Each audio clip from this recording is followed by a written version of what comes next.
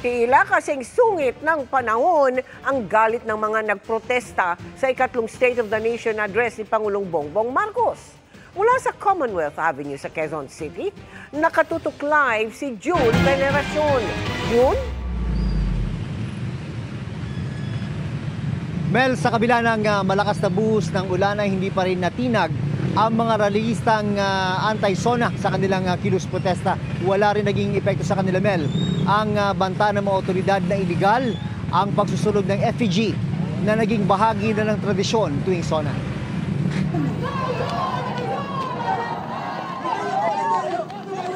Umaga pa lang nagkasunugan na ng effigy ang mga militanteng grupo. Ito ay kahit may paalala ang PNP ilang araw bago ang SONA na ipinagbabawal umano sa batas ang pagsusunog ng effigy. Hapon nang nagsimulang magmarcha ang maraming militante papunta sa lugar sa Commonwealth Avenue na hanggadan ng pwedeng pagkasahan ng protesta. Noon naman bumuhos ang malakas na ulan. Basang-basa man, walang nag-aalisan sa kanilang pwesto. Umulan man o umaraw, hindi po kami mawawala dito sa kalsada kasi nga kailangan marinig yung boses ng taong bayan.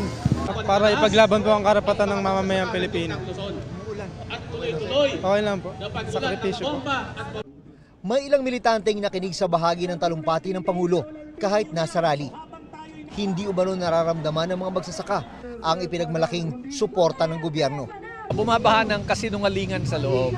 Kasi alam naman natin na tuwing SONA, puro pambobola. Sa gitna ng masamang panahon, hindi na kinayang sunugin ang isa pang effigy na nagpapakita naman ng tila nag-aaway na Pangulo at Vice Presidente. Sa halip, pinaghahampas na lang ito. Marcos Singilin! Taas sahod at pagpapababa sa presyo ng bilihin ang dalawa sa nais nilang pagtuunan ng pansin ng gobyerno.